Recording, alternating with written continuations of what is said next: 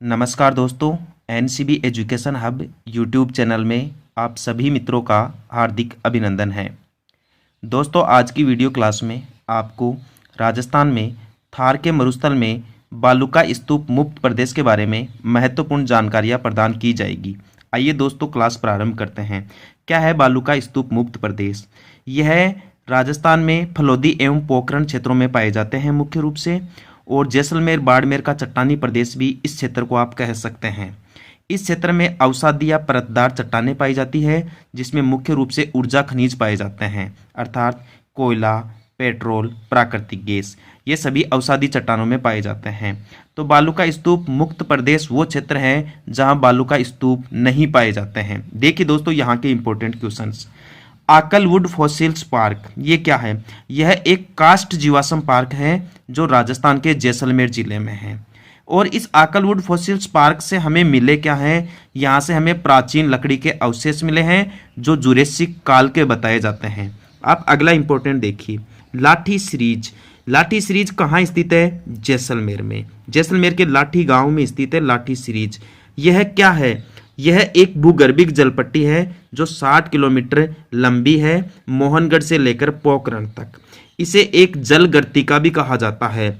यह सवाल रीट 2022 में पूछा गया कि लाठी सीरीज क्या है? एक जल गर्तिका है। लाठी सीरीज में यहाँ सेवण घास देखने को मिलती है जो दुधारू पशुओं के लिए अति उपयोगी है। अब देखिए आप पीवणा के बारे में सवाल पूछा जाता है परीक्षा में कि पीवणा क्या है। दोस्तों, पीवणा एक सरप की प्रजाति है जो थार के मरुस्थल में राजस्थान के जैसलमेर जिले में पाई जाती है। तो बहुत ही अच्छा सवाल है मित्रों, पीवणा क्या है? एक सरप की प्रजाति। नेक्स्ट देखिए, चांदन नलकूप। यहां से भी परीक्षा में बहुत ज्यादा बार सवाल पूछा जा चुका है। चांदन नलकूप राजस्थान के जैसलमेर में है और ये एक मीठे जल का स्रोत है, इसलिए इसे राजस्थानी क्षेत्र में थार का घड़ा कहा जाता है।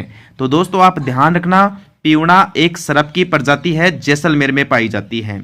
चांदन नलकूप एक मीठे जल का स्रोत है जो जैसलमेर में है और इसे थार का घड़ा कहते हैं। आगे देखिए आप, पलाया क्या है?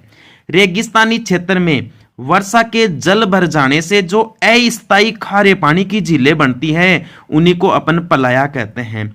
पलाया के जल सूख जाने के बाद जो दलदली क्षेत्र बनता है उसे रन कहा जाता है या टाड कहा जाता है। तो ध्यान रखना, उदाहरण के लिए आपको बताता हूं, बाप रन कहाँ स्थित है? जोधपुर में। पोखरण रन कहाँ स्थित है? जैसलमेर में। तो अस्थायी खारे पानी की झीलों को तो बोलते हैं पलाया। यहाँ दलदली क्षेत्र पाए जाते हैं उनको कहते हैं रन, जैसे बाप रन जोधपुर में और पोखरण रन जैसलमेर में। अगली जानकारी देखिए आप, कुछ इंपॉर्टेंट बातें बताता हूं आपको थार के मरुस्थल के बारे में। यदि आपसे परीक्षा में सवाल पूछ लिया जाए कि थार का मरुस्थल कितने देशों में फैला हुआ है, तो यह केवल 2 देशों में है, भारत और पाकिस्तान में। भारत में इसकी हिस्सेदारी 15% है और पाकिस्तान में इसकी हिस्सेदारी 85% है। ध्यान रखना, थार के मरुस्थल का कुल क्षेत्रफल है 2,60,000 वर्ग किलोमीटर। और ये जो थार का मरुस्थल है ये भारत के 4 राज्यों में फैला हुआ है दोस्तों। कौन कौन से में? राजस्थान में, पंजाब में, गुजरात में और हरियाणा राज्यों में। सबसे ज्यादा थार के मरुस्थल का विस्तार राजस्थान में है, सबसे कम पंजाब राज्य में है। यह जानकारी दोबारा देखें, थार का मरुस्थल 2 देशों में फैला हुआ है, भारत और पाकिस्तान में। थार के मरुस्थल का कुल क्षेत्रफल 2,60,000 वर्ग किलोमीटर है। भारत में थार के मरुस्थल की हिस्सेदारी 15% और पाकिस्तान में 85%। यह मरुस्थल भारत के 4 राज्यों में फैला हुआ है, राजस्थान, पंजाब, गुजरात और हरियाणा। थार के मरुस्थल का भारत में सर्वाधिक विस्तार राजस्थान राज्य में है और सबसे कम विस्तार पंजाब राज्य में है। दोस्तों, यदि आपको आज की वीडियो क्लास अच्छी लगी है तो अपने YouTube चैनल को लाइक, शेयर और सब्सक्राइब जरूर करें। ठीक है दोस्तों, जय हिंद, जय भारत, वंदे मातरम।